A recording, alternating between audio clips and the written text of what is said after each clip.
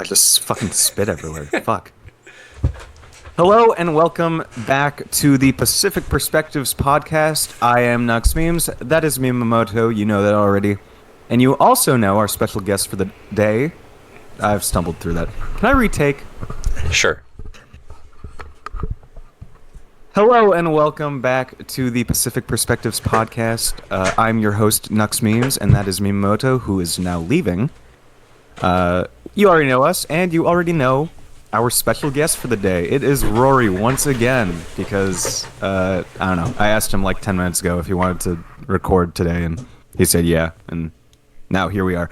We have some things to cover today, but we're also going to be doing a fun thing, so we got to cover our teams, as always. Then we also have to cover the Four Nations Face-Off that starts tomorrow, and then we want to create a little tier list for you guys. So we have a fun episode today, but we'll start off with the normal.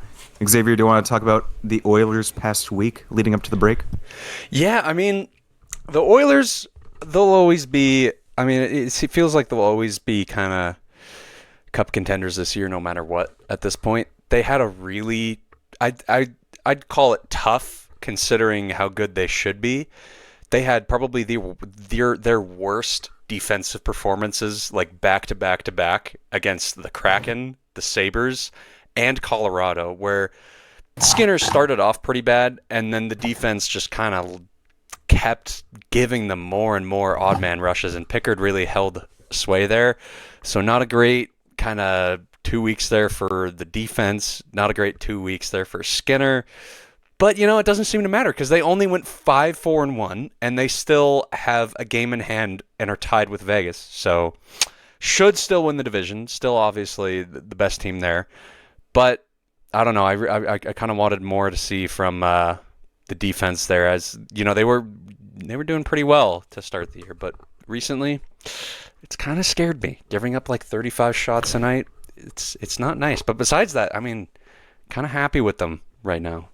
You were really trying your hardest to gas up Klingberg, and now it seems like you've come back down to earth. Yeah, he was showing me signs early in like the Toronto game. He didn't take as many steps forward. Maybe I was a bit foolhardy imagining that he would, you know, come back that strong so quickly. And I'm still holding out a little bit of hope I mean, obviously he's going to get better. He's like 5 games in, coming back from double hip surgery. I'd imagine he's going to improve on that. But man, I mean, in the Colorado game, there was a shift that got saved where he gave up 2 odd man rushes to McKinnon, and he straight up just gave up because he knew he could not skate back that fast. Like, he just stopped skating, and I couldn't even blame him. Taking after Bouchard. Okay, but the thing is, Bouchard skates there, and when no, you're just trying to get me riled up. I won't start. You talk about the Canucks. They're actually good for once. Yeah, I was gonna swing it to Rory, but it seems like it's already been swung to me. Yeah, it's been great since we got our new guys. I mean, we obviously lost the first game after trading JT, but we didn't have all the 3 new guys, and for the past 4 games, we've had those new guys: Marcus Pettersson, Philip Hedl, and Drew O'Connor, and it's been incredible. We lost against Detroit in overtime after playing a very, very nice game. We dominated them. We just kind of couldn't get some shots to fall. Besser had a lot of chances. He kept blowing it. But we're good. We played very well that game. So nothing for me to really be upset about there. And then after that, we decided that we were going to start winning games. So it started off. Who did we even play? I know we recently played San Jose. It was Colorado. Yeah, you guys lost to Colorado. You gave up like 5 goals to them, 4. and we shut them out. So that's pretty fun. That's nice, and especially with that Hughes in the lineup to hold Makar. That is huge. That is huge. I gotta say. We after all the first half of the season of Quinn carrying us, the rest of the team got him a gift by ruining Makar's points per game a little bit. So that was a great game by them. And yeah, I mean, San Jose should have won that in regulation, but they outplayed them too. I mean, we've outplayed our opponents the past 4 games now with the new guys in the lineup. defensively, it's been a clinic. I mean, I don't love the fact that they sit on leads so heavy. Like, if they get a 1-goal lead, they kind of just stop trying to score. Now, I don't love that because it really just takes one shot for the other team to get back in it. But they are not giving up a whole lot right now, and it's pretty nice. And people were questioning Rick Tocchet at the beginning of the year, rightfully so. He's more of a boring coach. He relies heavily on defensive structure, which didn't work when we had Susie Juleson as a pairing. But now, with Marcus Pettersson and with Elias Pettersson being amazing out of nowhere, well, not really out of nowhere, he was good in the AHL this year, but with actual good defensive pieces, the defense of the Canucks has improved so much. Who would have thought? We were already not giving up a lot of goals against per game, but now, like, the past 4 games, the teams have been getting nothing on us, and it's pretty beautiful. I've been a fan of Marcus Pettersson so far, besides that empty net attempt against Toronto. That was I saw that. a little questionable, but yeah, I mean, Besser's coming alive a little bit more. Pettersson had a great assist to Hronek, who, by the way, Philip Hronek, oh my goodness, this guy is a monster. He had the allegations of being a Quinn Hughes merchant, only succeeds because he's on a pairing with the best defenseman in the game. But he has been the best player for the Canucks since Quinn went out. For these 4 games where we're 3-1, without Hronek, we are not winning these games like that. And, really? I mean, the proof is in the other part of the season when Hughes was out, and we went 1-2-1, I think, in that time. Because Hronek was also out. But now, having Hronek, I mean, he is a very, very good defenseman, and I'm not saying he's a permanent 1D kind of guy, but he can absolutely step up and take that 1D role for the duration of Quinn's injury. And I mean, I have a lot of faith in him. He has a great shot. He's been good on both ends, and yeah, shout out Philip Hronek. So turning around, the Canucks are not doing good for the Quinn Hughes Hart narrative, considering that they can win without him. It's not looking good for him, honestly. No, I mentioned that too in my post after the Toronto game. Like, maybe he isn't that instrumental to our winning, although obviously he is. But with the new additions, like, we can just win games now. So we've gone up to 4-2-2 without Quinn in the lineup, which is a very good points percentage. I don't really want to think of what that is off the top of my head, but 4-2-2, I mean, that's great. And it's funny because now we're 3-1-0 or 3-0-1 since he went out this recent injury. Yeah, it's been amazing. I mean, the team's coming together. Hopefully the 4 Nations break doesn't kill our momentum too much, but yeah, I mean, we're 6-1-1 in our past 8. We've got the wildcard spot over Calgary by 3 points now with the same amount of games played. We could still be in contention for the 3rd spot in the Pacific. It's turning around. We obviously need another piece at forward, but right now, Jake Evans. Maybe that's not. That's the first word you say. You haven't talked for 10 minutes, and he's Jake Evans. That's a good time to swing it over. We haven't had a Habs fan on the podcast for about a month now, I think. So how have the Habs been doing? It's been a bit of a tumultuous period, kind of highlighted by a couple injuries. One to Emil Heineman, who is a 4th-line winger, but he was extremely effective, and it kind of worked towards the depth of the team being a strength. Without him, it just hasn't been the same way. And also to Caden Gooley, who is the best defenseman on the team. The team has really started to struggle in the games he's missed, especially. I think it's like 1 in 5 since he sliced his own leg open, which sliced open a muscle in his quad, and an awkward fall against the Jets, which is quite unfortunate. And Disgusting. They still don't know when he'll be back. So, yeah, not the greatest of injuries there, but the team kind of feels his presence when he's gone. He's just, if you look at statistics, he's one of the best penalty killing defensemen in the league. Just in terms of both goals and expected goals percentage, he prevents them at a higher rate than most other players in the league have done so far this season. So they miss him there. They miss him at 5-on-5. He was able to give a really strong defensive pairing with Alex Carrier, and they haven't really found the guy to pair with Carrier since they've tried Jack-Eye with him, they tried Matheson with him, they tried Hudson with them, they tried Jaden Struble with them most recently, which has actually probably worked the best. Struble's looked pretty good since coming in, but yeah, seriously. That's what they did this past weekend. They had the usual Super Bowl matinee that they do in Montreal, 2 home games back to back in 1 o'clock start times. It's a family weekend. It's before the Super Bowl. It's pretty fun. They lost both this year pretty. I don't want to say pretty handily because they actually controlled possession more than they typically do. But they fell to 2 good teams in New Jersey and Tampa. The scoring's right up. The power play's been really poor lately. Patrick Laine has really kind of lost all confidence. Oh, hopefully going into that's happened, hasn't that? He's what is going on there? He's getting 9-10 minutes a night. That's Look, at 5-on-5, he's a net negative at all times right now. He doesn't look fit. He looks like a guy who missed a whole year of hockey and didn't get a preseason this year and everything.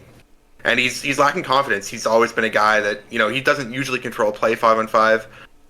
It's even worse when he's not confident and when he's not scoring on the power play and he's not giving you positive actions. You put a guy like I've probably not publicly but privately been quite harsh on Josh Anderson and what he brings to the team, but they put Josh Anderson in a spot with Kirby Dach and Alex Newhook, and it has been much more of a positive than it was with Patrick Laine there. So, hopefully, going into this Four Nations break, it gives Patrick Laine a bit of time to, play some big games and some big moments in the spotlight, which he likes.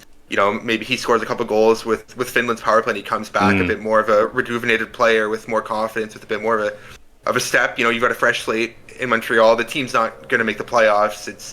It's more just about, what can you show the rest of the year? Can you show that you belong on this team next year? Can you show that you're part of the future? So, and with Laine, he's got 1 year left on his deal after this year at a pretty big number. If he doesn't show that next year and someone else comes up and does, whether it be an Ivan Demidov or even like a Joshua Roy or an Emil Heineman taking a step, there's decisions to make there. But yeah, going into the Four Nations break, I think it's a good time for Montreal to take a step back. They've been really poor lately, and that's probably all I have to say. I probably went too long already. That's good. Why am I stumbling over my words so much? Damn.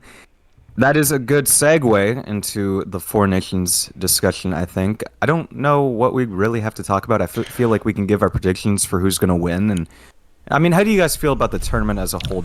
Are you interested in this? I'm definitely going to watch all of the Canada games and probably most of the Sweden games. I'm honestly probably more of a Sweden guy here just because they've got more Oilers. And I have a feeling that Canada's kind of not going to try, if you know what I mean, and it's not going to be as entertaining as a team like Sweden that kind of really, or even Finland that really needs to step it up. They're going to, especially with like Barkov or their goalies, they're going to have, I have a feeling those Finland guys are going to have an all-time performance carrying that absolute anchor of a back end and like bottom six compared to what Canada and USA has to offer. But I mean, the USA probably takes it, I'd imagine, right? Even with Quinn Hughes out. That's who I have too. I bet money on it too. So how much? $18 because I got the $13. I had the $13 bonus bet for the kick of destiny. Thank you, Eli Manning. And then I just had another $5 in my account, so I was like, fuck it. I'm just gonna bet this all on USA. It's big boy money. Because like before, it was. I had JT Miller and I had Quinn Hughes, and I was like, okay, you know what? I might even cheer for the USA just because I want to see those guys win. But now I don't have Quinn Hughes, and should have had JT Connor Miller Garland. is not a player on my NHL team anymore. So now I just hate them again. Sorry. No, you're good. You can go ahead. Okay. I was just saying, I disagree with Xavier when he says that you don't think like Canada's going to try. I think just the way that the way Crosby the way people have acted about Crosby and this injury and saying he wants to play almost no matter what, unless his arm's falling off, he's going to play. I think this tournament's going to mean a lot. Maybe it's not going to be quite Olympics level of effort and whatever, but these guys are going to try. This is the first time Connor McDavid, Cale Makar, Nathan McKinnon, that echelon of guys are playing for Canada in a best-on-best competition. I think these guys are wired to win. I have a hard time thinking that they're not going to try. They're just going to, like, phone it in out there. Like, these guys don't want to lose. That's fair. And I think especially that works for, like, McDavid, who, from what I understand, he's, like, a big driving force behind getting this kind of set up. But don't you think that if the Penguins were good this year and they stood an actual genuine chance to make the playoffs, Crosby's probably not playing. Same with how Quinn Hughes is probably not playing, even though he could. I guess, but in a piece from I was reading a piece. I think it was Michael Russo in The Athletic who wrote it yesterday. It was there, catching up on the U.S. and practice. He shared something that Quinn Hughes and Jack Hughes really want to play in an international tournament together. And Quinn texted Jack I'm sorry, man, this sucks. I really wanted to play. After he had made the decision, in tandem with the Canucks, I'm sure that he wasn't going to play. And Jack's response was oh, we'll be playing for a long time. It'll be okay. But people want to play in this tournament. Maybe, I don't know. I think in Quinn Hughes' case, like Jack Hughes said in that text to him, he's going to be playing for a lot longer. He's, like JC said, the best defenseman in the NHL, maybe the second best, but probably the best over the course of the last couple of years. He is going to play at the Olympics next year. He's going to play at the World Cup in 28, assuming that happens. He's going to play at the Olympics in 2030. He's going to keep playing after that. With Sidney Crosby, this tournament's taking place, the first week of it in Montreal in Canada. This is going to be the last time Sidney Crosby plays for Team Canada in a best-on-best competition in Canada. Everyone knows how much that 2010 Olympic gold medal means for Canada. It's probably one of the best hockey moments in the nation's history in the past, I don't know, 100 years, 50 years. Yeah, ever, probably ever, actually. And I know this tournament, the final, assuming Canada makes it that far, will be in Boston. Their final group stage game against Finland will be in Boston. But the Canada-USA game is in Montreal, and I can't see Canada coming into Montreal, Crosby's last game as Canada captain on home ice, most likely, and not putting in as much effort as possible. And you look at some of the guys down the lineup, Seth Jarvis, Brandon Hagel, Anthony Cirelli, Travis Konechny, even a good amount of the defensemen. These are guys that are fighting for Olympic spots next year. If you put in a bad showing this year, it's going to hurt your chances of getting to the Olympics next year. How many players on Canada are, so close to being on this team? That's what I was thinking. I mean, the people further up in the lineup are basically guaranteed an Olympic spot. So if it gets to a point where the stars aren't trying as much in this tournament, I still think those guys are going to maybe carry it. But I think everybody's going to try, because it's a lot harder to phone it in when you're wearing your country's colors. You don't want to be a disappointment to your entire nation. So I think it's going to be good hockey. I've kind of warmed up to the idea of the tournament a little bit more, because, I mean, the All-Star game was so bad in the past decade almost. I actually enjoyed the last one that was for $1 million, but the other ones, kind of sucked. They don't try. They just it's first of all, it being 3-on-3 is stupid. Yeah. They're all just skating they're skating as fast as I do at top speed, and it's not interesting at all. There's no stakes in it. Nobody really cares. There's $1 million. What does that matter for fans at all? Nothing. Yeah, that's true. Am I going to see a piece of that, Connor? What's going on? Yeah. It's also kind of funny how he came up with the $1 million idea and then he won it. That's quick bonus. Quick bonus. Quick direct deposit. Easy bonus right there. He didn't even donate anything either. He's just yeah, sure, I'll take it. He's got he needs funds for his minimalist kitchen. He's got a heated driveway. And his private chef, Yeah, the heated driveway. Chef. Dude, yeah. Man.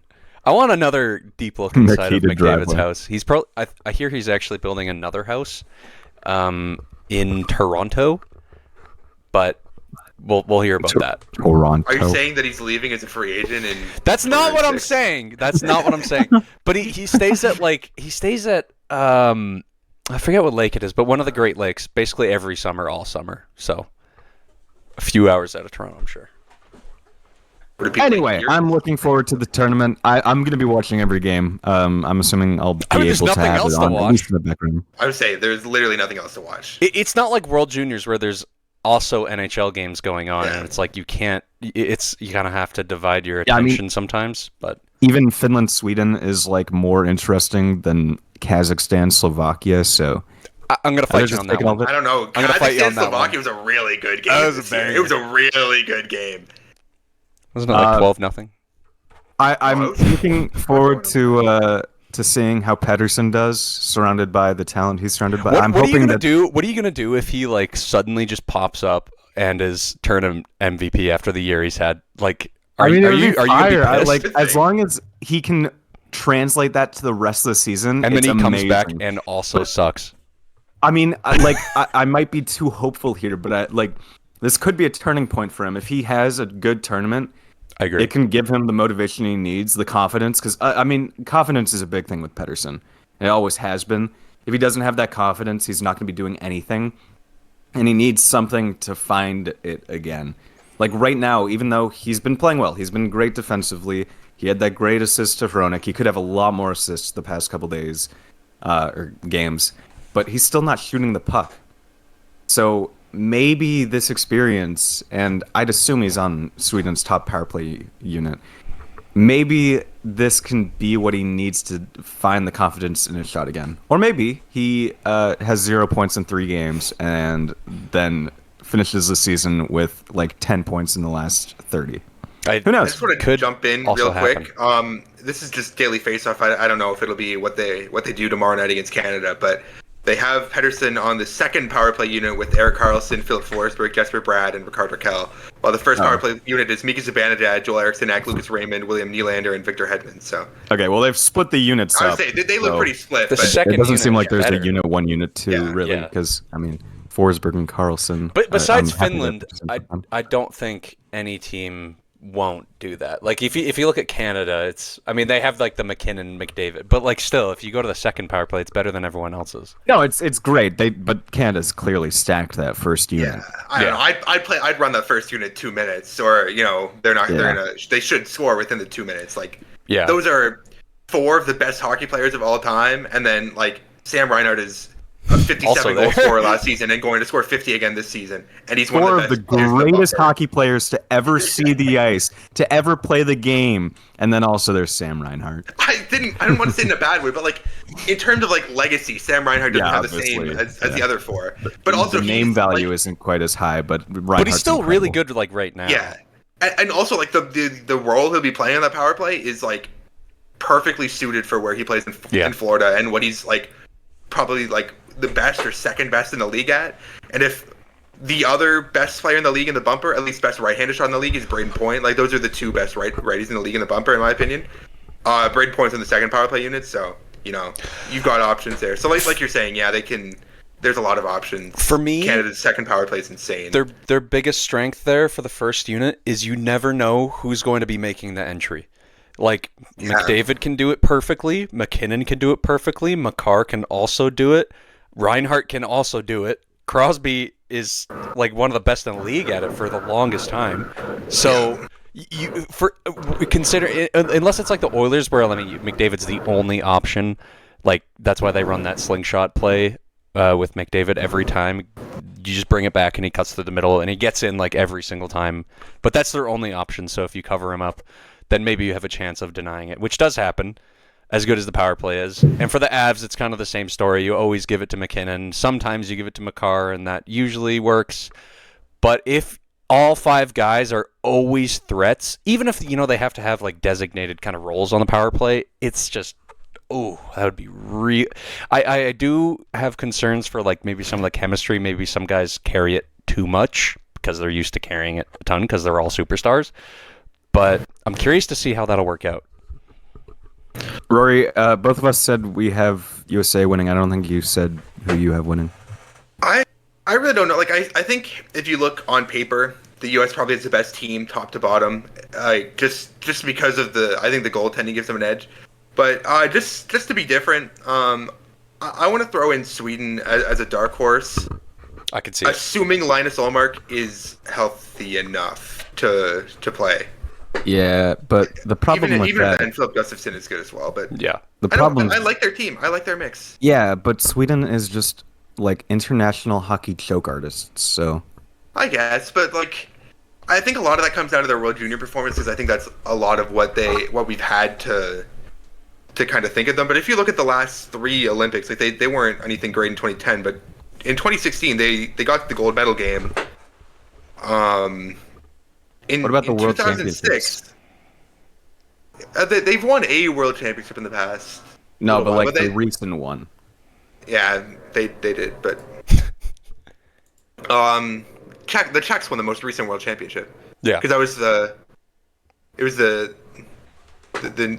Pasternak goal in the final in the gold medal game. But Sweden won the 2006 Olympics. Like in best on best hockey, they're not. I don't think they're as big of chokers as they are in the World Championships or the World Juniors or anything like that. I don't know. I like their mix. I think their forward core is really deep, and you have a lot of guys who can play roles. Their defense core is the best in the tournament by a good mile, and I think they have 2 good goalies. So, But they have I Mika don't know. Zibanejad at 1C. well, He's yeah, gonna. that is a He's bit of a been. He's problem. been all right recently. I'm He telling actually you. has been all right Miller recently. revived him. Oh, he won't have Miller on Team Sweden though. So That's it. That's true. maybe you got to Like, go. I JT Miller think- saved Artemi Panarin and Mika Zibanejad's legacies. If you pressured me to pick a winner, like to gamble, like to bet on a winner, I would bet on the U.S. But I think Sweden's Gamble. a better team than people are giving them credit for. That's true. Okay, I want to move from this discussion because we got a tier list to make, but I do want to mention that people were like, oh, this should be more than 4 teams, or like Russia should be one of them. And I mean, we know why Russia can't be one of them, but the most common country after that people bring up is Czechia, which I think is funny because Czechia has 4 NHL defensemen. What the fuck are you You planning on need to doing? make for a the guys? Czechoslovak team. You need to make a That would be Czechoslovak fun. team. But at that point, it's this team. It's like I don't know if they'd Team be okay Europe. with that though. Would then- they be okay with combining teams? Sure, I they think they would. would, I mean, actually. but and that's not like a gimmick team either, like a Team Europe. Which I mean, I think a lot of people explicitly said they do not want the gimmick teams like Team North don't America, know. Team Europe. I like the gimmick teams. Team I North did America too. was like I did super too. fun, and Team Europe made the final. Like they Yeah. pushed Canada to the edge, to A the Team very Europe edge. would have been good, but Yeah. if they don't want to do that, I don't see them wanting to combine teams in a Yeah, tournament I like this. agree. I agree. Yeah. And even going into the next World Cup, I think ideally you want to showcase how good each country is individually, and not like have teams like you're not representing a country, you're representing like a region. Yeah. Which is, I don't know. It It doesn't, kinda doesn't hit ruins the it for the same as fans. like playing for the country, playing for like the place you grew up in. Not just like I grew up in North America and I'm 21 years old. I not think the that same. for the first year attempting this tournament, they've laid it out pretty well, and they've also marketed it very well. Like we're seeing everything about it. I think they've done a very good job marketing this, and They have done it. I guess we'll see how it turns out. I mean, I have higher hopes for it than I did originally, I'd agree but with it's that. it's a fake tournament if Canada doesn't win. It's true. It's Fitting. fake. Okay, let's do the tier list now. So we want to look at teams and whether they are sellers or buyers or contenders or dead by the deadline.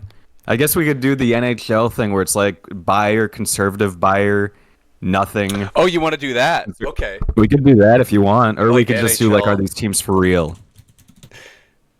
That's why I did it during the part where we're not like All right. putting it in. And I we're just- back. Like it was And flowing through. Rory just made a Hawk Tua joke, so he's actually not going to be invited back. So I'm going to start it with just the order that they gave us, and I'm not even sure. I think it's by division. No, it's not. It's not. It's not at all. random. All right. There's nothing. No rhyme or reason. Avs. They're buyers, but are they full-on buyers? I think so. I think so. Probably. They definitely need more forward help. Like right now, I mean, the game against Vancouver, they just ran Lehkonen, McKinnon, Natchez for like half the fucking game. They Yeah. need something else. I mean, they've been Middleset looking- sucks now. They need something on forward. Yeah, they've been looking for a second line center for a long time by most reports. Like they've got the cap space for it now since Natchez makes like a few million less than Rantanen does. There's a need. They're trying to sell Casey Mittelstadt, like you say, because he's not very good. I think they'll look at a second line center. The only question is there a second line center actually available? That's true. And Scott Lawton does not fall under the second line center umbrella, unfortunately. No. He's going to the Leafs. We have to go quicker with this. We got to go quick. We have 32 teams to go through. Put it in buyer. We got plenty of time. They already got rid of Hall. Did they even really have anything else to sell? I mean, they're going to sell Donato. Donato's one of the biggest Donato. rentals available, actually. I'd put Do we them put in them? cellar. Do we put them in cellar for Donato alone? Yeah. There's Okay. not a lot of pieces being sold. It is like fire sale. Columbus is interesting. I feel like they're a conservative buyer. I agree. You think they're going to buy? Yeah, They I think definitely. so. They are very much in that wildcard race. Waddell wants to reward his team for having such a good season, and they've gone through injuries with Marchenko, and Monahan in particular. They want to add a piece up front. It might not be a rental, but they want to add. I put them in conservative buyer. They're not going to just spend huge assets for no reason, but they'll buy. St. Louis I feel like really they could buy. definitely stand pat, though. I don't know, but yeah, St. Louis. I think St. Louis is a stand pat because they don't have much to sell off and they don't have much to buy. There's The only there's thing no I'll reason put on for them that to is buy. Braden Shen's name has kind of started to show up in true. some rumors lately. I'm fine with them in stand pat because I don't know if that'll actually happen. But It feels like more of an off-season move. Yeah, Boston I agree. is a buy. Boston's a buyer. Are they? There's Are definitely- they? Are you sure? I mean, was we're gonna talking say about them conservative selling seller. Marchand. They need a center.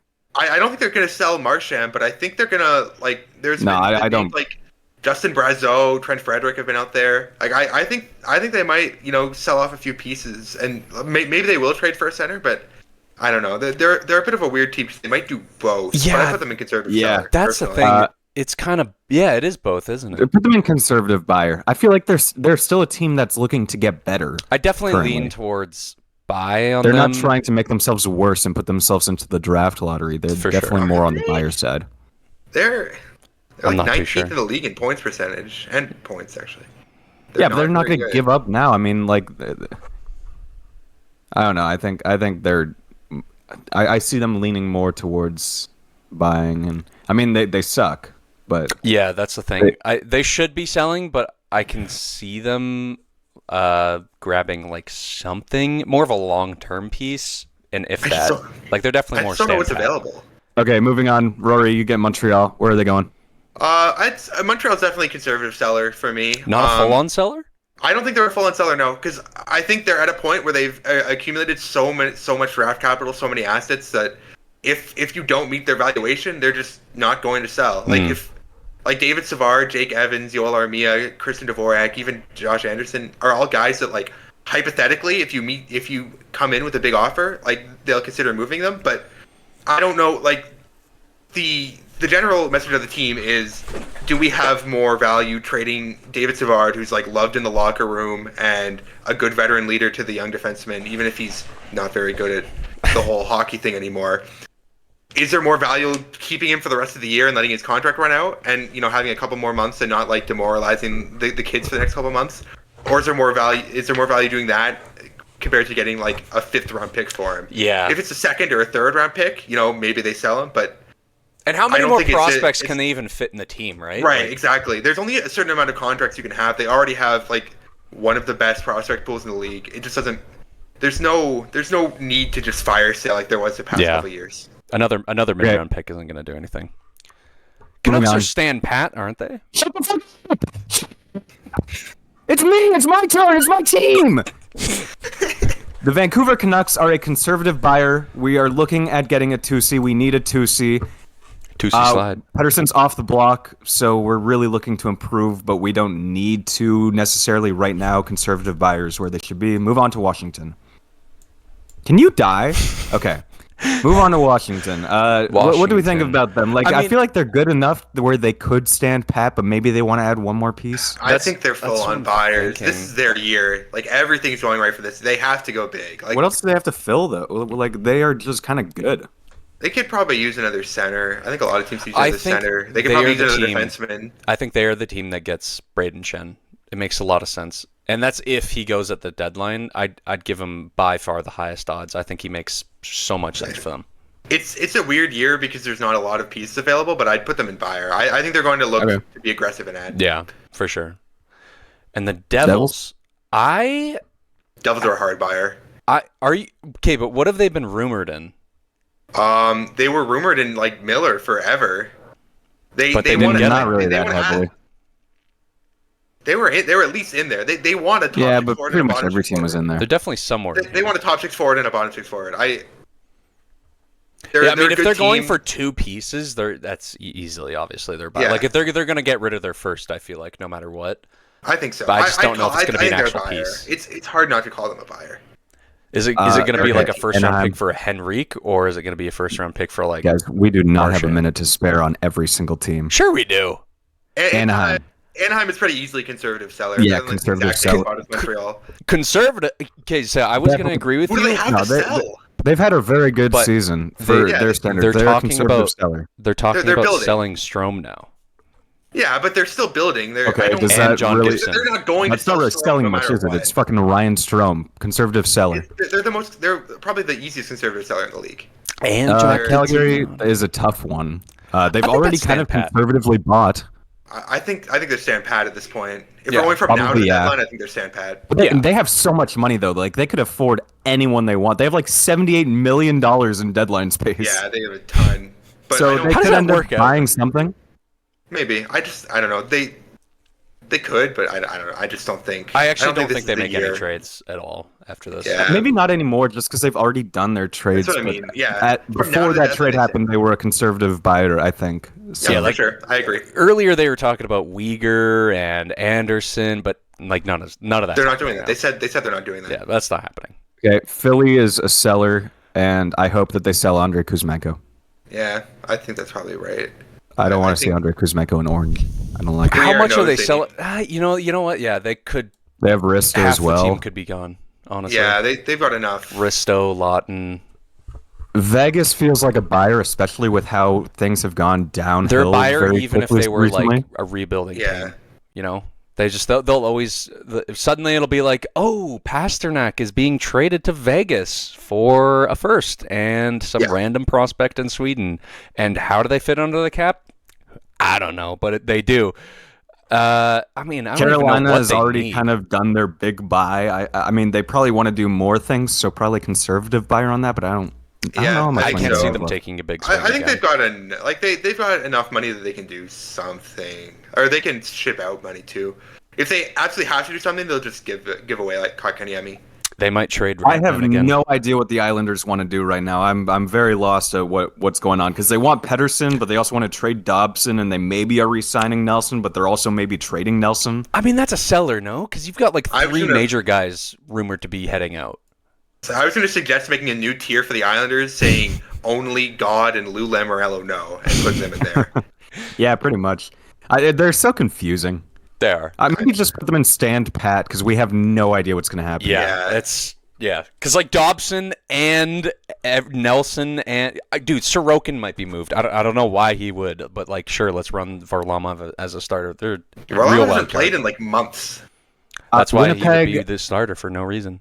Winnipeg could really use something that makes it so Logan Stanley never sees the lineup ever again, and they could also probably use some depth forward help. So I mean, either one. I don't But see really them they don't have taking a a lot big of holes in swing. their lineup. I But think I'd put them in straight buyer. I don't think they'll buy a lot, but they're going to add something. Like I don't think it's going to be Yeah. one of those like, oh, we think we're okay. Like I think they're like Washington. Like they know this is their big year. Everything's falling into place. yeah, You know, like they're they've going to been add. here before.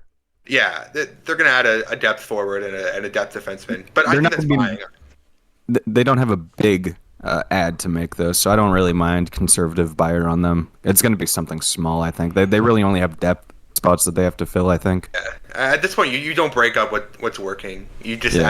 add some depth, add some insurance. Definitely. LA, I feel, might be kind of the same. They have a very good top 6. I don't know if they'd be making any big splash. And their goaltending's been good too, surprisingly. I think that them was conservative inevitable. buyer. I- I think they're conservative. I'm buyer. not even sure. I think I'd leave them in stand pat. I can see them not making a deal at all. I mean, first of all, they never make any deadline moves. And on top of Well, that, no, they got Gavrikov a couple of years ago, yeah, but like, and Korpisalo. kind of sucks. They, I I don't know. Didn't work, but they did it. They did do it. They like I think I put them in conservative buyer because I think they know they need to add something to win a playoff round. That's the thing. They've been here so many times. They know it does not matter how like decent of a first round team they are. If they're going to beat Vegas, if they're going to beat the Oilers, they need to make a big ad, and I don't see them even coming close to that. Not a Gavrikov ad either. But we'll Seattle is.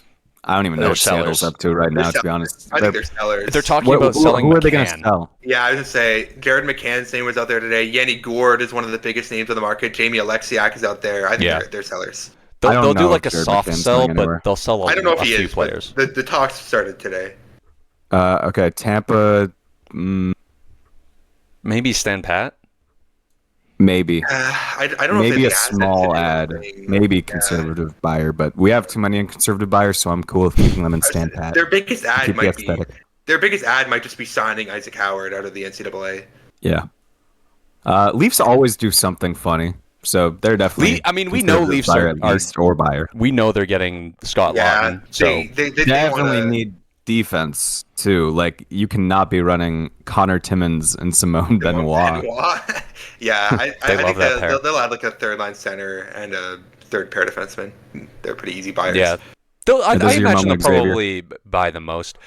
Oilers, I think they probably, what ends up happening is they stand pat. I would go for more a conservative buy. I would see if Montreal would take like a second round pick and something for Alex Carrier. But besides that, yeah, like I wouldn't really swing that hard at anything. I would go for Gibson if the price is right, but I just don't see them doing anything, honestly. And they don't really need to, because the strength of this group is the chemistry and like the fit of the people who are already on it. I mean, they spent a first round pick on Adam Henrique just because they knew he would fit really well, and he's just stayed. And he hasn't been worth a first round pick. He hasn't really done much. But if they do another trade, it'll be one, and it'll be something like that. Like it'll be a random vet, and it'll be for a high pick, and it'll just be a middle of the lineup guy. Nothing too important. But I don't even imagine they'll buy anything at all. I would be really happy if they got Gibson because he sucks. He is good. I would like it. I would like it. All right, Florida. I think they're buyer, but I'm not sure. I don't know what they could really add. Yeah. But there's rumors about them in Tarasenko. Yeah. Oh, yeah. Facts. Which is funny. Why do you want Tarasenko in 2025? Yeah. After they already had him. Love Tarasenko and all, but I love Blues Tarasenko. Anything past that is like Celtics Shaquille O'Neal. It's been rough for him, even in Detroit. Pittsburgh kind of already been a seller. They're going to be the hardest selling team, I imagine. Yeah. Yeah, for sure. Like Raquel could move. If Raquel moves, he's probably the best player to move. Oh, yeah. And Crosby could go to Vancouver. Well, he couldn't. I'm going to disagree with you there. As esteemed guest of the podcast, Ian Combus said in the chat today, maybe. Okay, Nashville feels like a conservative seller, I think, but maybe I'm just saying that because we only have two teams in there. I think they'll sell Nick Blankenburg to the Vancouver Canucks. The big ad. Nick Blankenburg. Rory, we don't even say his need name. defense anymore. But it would just be funny. It would be good for the bit. I think conservative sellers right for them. I mean, they're not going to move on from like Stamkos or anything like that. No, obviously they're not going. They might move like a Trennan. I don't know. Yeah. The Rangers are maybe at this point. No, they probably need more defense, right? Focus. I don't know. The Rangers are kind of weird.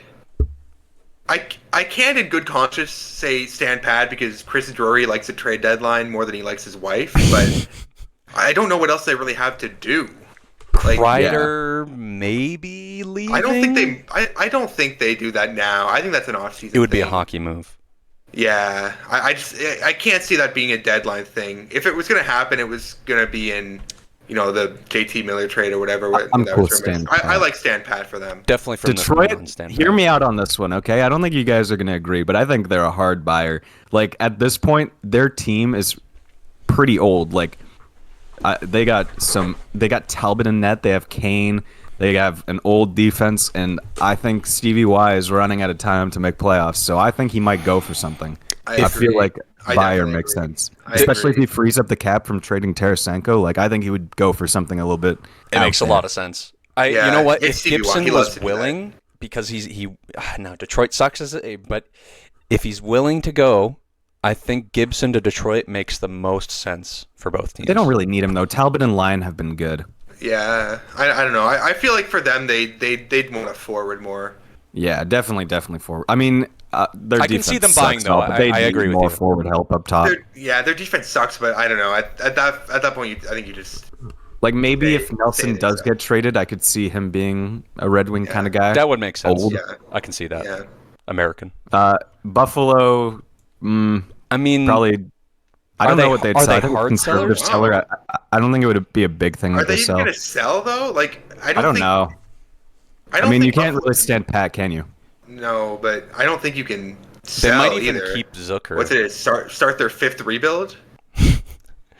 Yeah, I mean, I think it's just been one ongoing rebuild. I don't think it's split up into a couple. this is just who the Sabres are. It's not even a rebuild. This is just who I they don't are. even want to talk about the Sabres, man. Yeah, no, It let's feels just leave bad. them there. Let's just fill out that space. Leave them there. Who cares? Ottawa, obviously, would probably want to add something, but I don't think think they they have can. $120,000 in deadline space, so I don't know what they're gonna do with that. They Jam-packed have a is cold probably- soda. They have a large soda in deadline Maybe they space. trade Norris though and free up some space there. Who knows? No. I think that's an off-season thing. Maybe they too. trade Norris to the Vancouver Canucks. You know, They could. Hey, it's not out of the question. I would love it. I think they're too good to make a move like that right now. Yeah, Probably, yeah. I Yeah, think Jam-packed this makes is a sense building for year. them. They're not going to add too much. Yeah. San maybe Jose a already marginal piece. their big sell. I don't like they traded more do they Granlund. have I to don't sell? know if they have anybody else who else would they trade? Cunnin? Wallman still? Maybe I don't think they're Would they moving trade Wallman. him? I feel like you keep him at this. I don't know, but I thought he was younger than he was. He's 28. Like you can get some good stuff for Jake Wallman right now, but maybe Good. that's What's his an off-season kind of thing. contract? I think it's like $3 million, isn't it? I think Cunnin is gone for sure. Like a second round Yeah, pick to like the Oilers. or Cunnin will something. go. I think they're conservative sell it. Like they'll sell what they have. Wallman still has a year left. I think they keep him for another year. I think he's been good, and I think the value you get from keeping him around, having him quarterback that power play with Celebrini and Smith and everyone else is probably better. And considering that he's not going to walk to UFA this year, you can sell him next year. I could also We're see almost Vanacek there. going for to like a playoff team as backup, maybe. Maybe.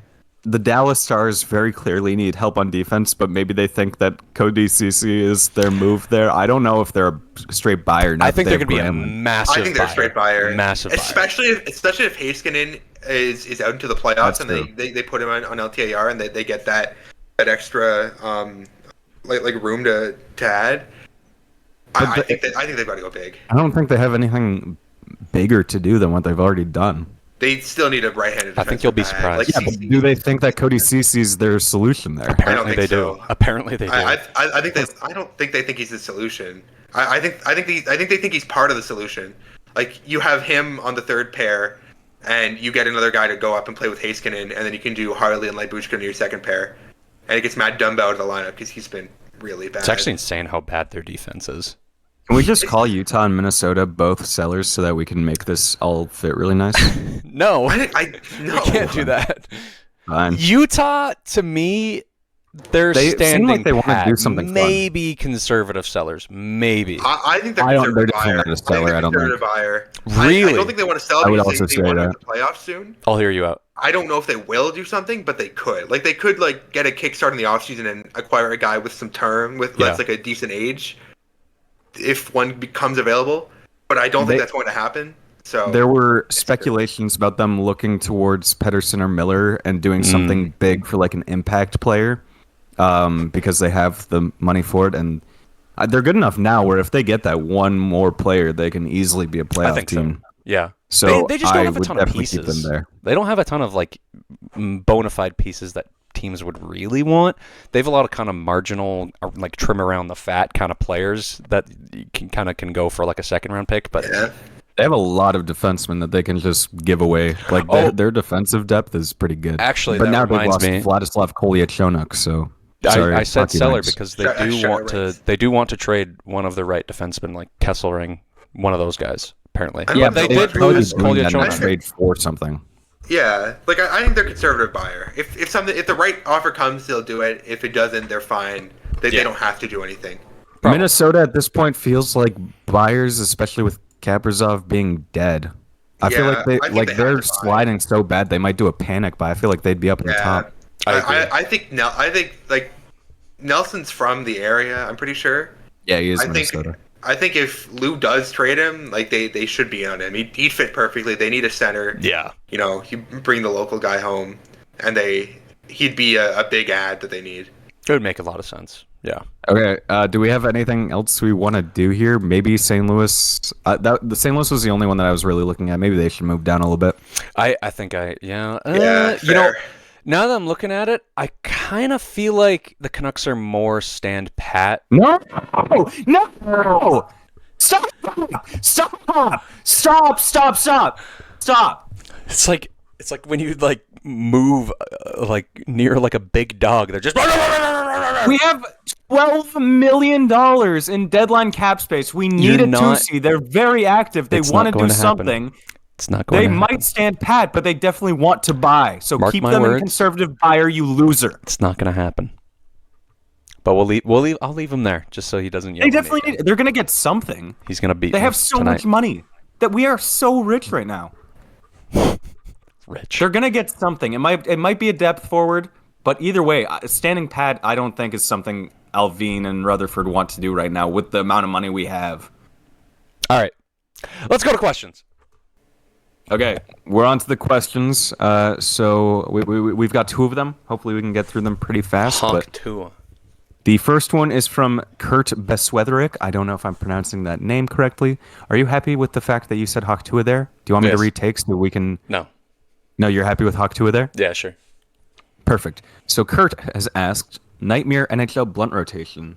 I don't know what mine is, but Shane Wright is definitely a part of it. So Rory, you already had 3 names in mind. Do you want to give yours first? We're also interpreting this question in different ways. So Yeah, How I'm are you seeing doing? it. I'm interpreting it as like it's a nightmare for me, and a nightmare for me would be Logan Cooley, Luke Hughes, and Brady Kachuk. Luke if I Hughes? did that, I couldn't do that, dude. I Logan Cooley and Luke Hughes fill me with just an irrational amount of Why? hate.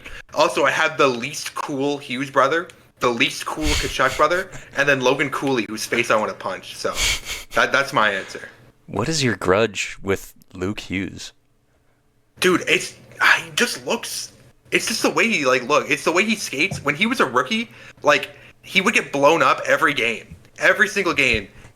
He would just crumple to the ice. He just everything about I don't know. He's not as good as his brothers. He just I don't know.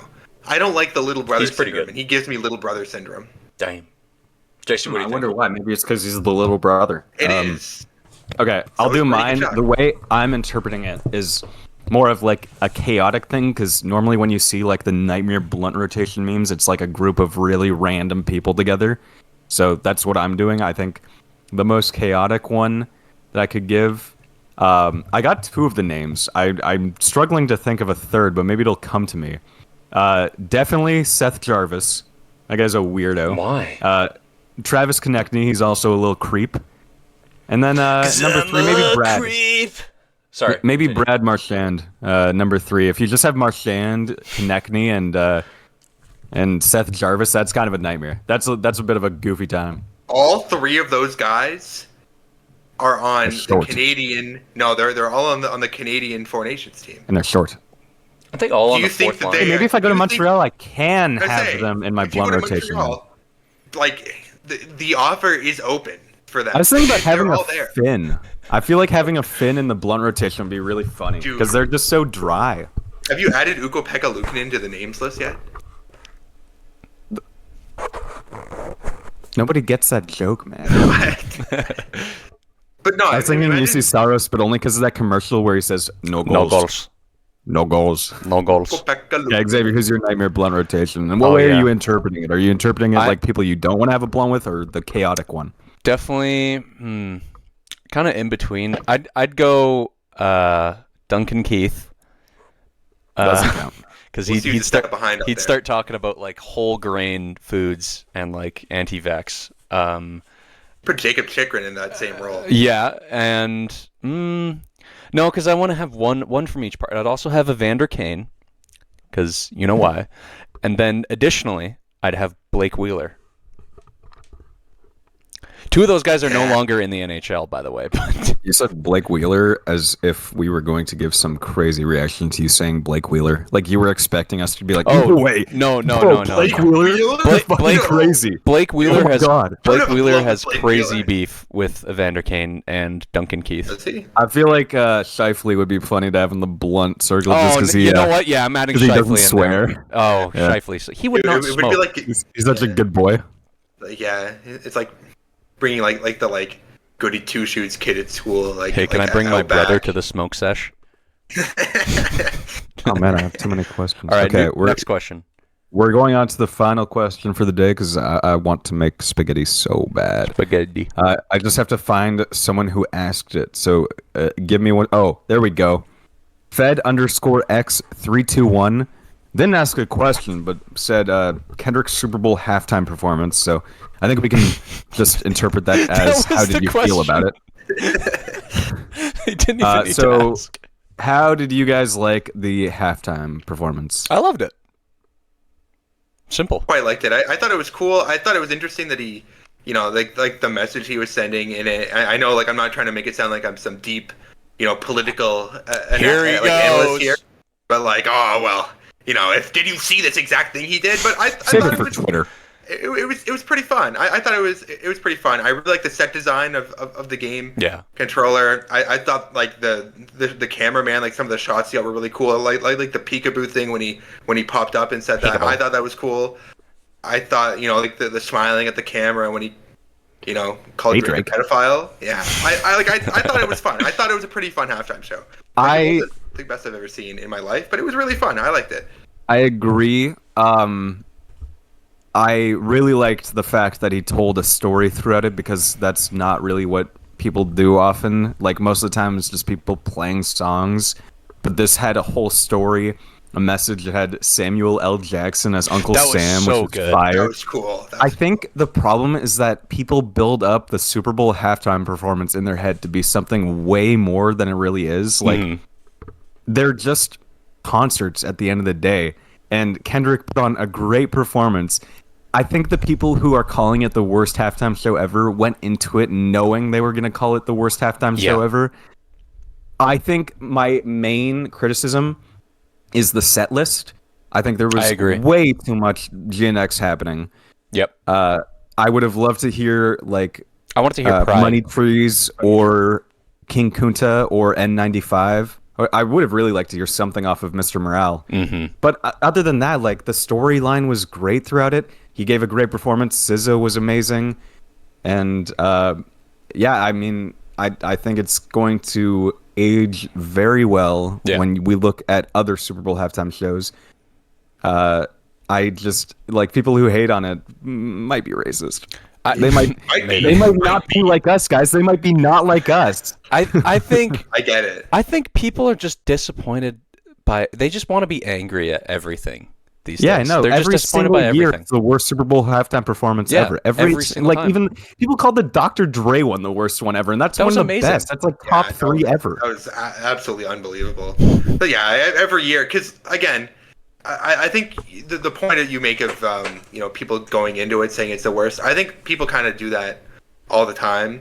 It's like every year you go in and say, wow, that was awful, and then you look back at them and say, remember this moment, remember this moment, remember this moment, this is all so cool, I love this. And then you think, oh well, that one was really fun, and then you go to this one expecting the biggest, best thing ever, and it's not. Yeah, I thought it was great. I think we should end it there because I feel like there's only so much of white guys giving their opinion on Kendrick that people can handle. So let's call it there. It would have been nice to have a dissenting opinion, but we all like Kendrick, so we all enjoyed that. And I mean, I but it really would have been enjoyed nice to watching fight. Chiefs lose. I would say, are you saying it would have been nice to have a racist in here saying he hated the Kendrick Lamar halftime show? If you don't like Kendrick, I mean- if you just don't like his music, you are racist. We can call Jared right now. Okay, but he's just actually racist. That has nothing to do with him not liking Kendrick. Not inviting him back on the podcast and calling him a racist. I am still pissed. He has a million view clip on our Instagram. He is going to probably for the next year be the number one clip, maybe forever. Yeah, probably forever. I mean, it did very well. I mean, I'm okay with it because I'm the one who edited it, so I can have some You're claim disgusting. in it. I'm fine with it. It gained us a lot of followers, so that's what counts. All right. Well, that'll do it for episode. I don't know. 18. I hope we all enjoy this next week. We're gonna have lots to talk about, I'm sure, after this first week of Four Nations. We will see you all next time. You didn't even say thank you to Rory for coming on. Oh, he's already been here before. He's just a regular. I love coming on. It's out of the goodness of my heart. It's one of the best things I get to do. The goodness of your heart. Get out of here. All right. See you, folks.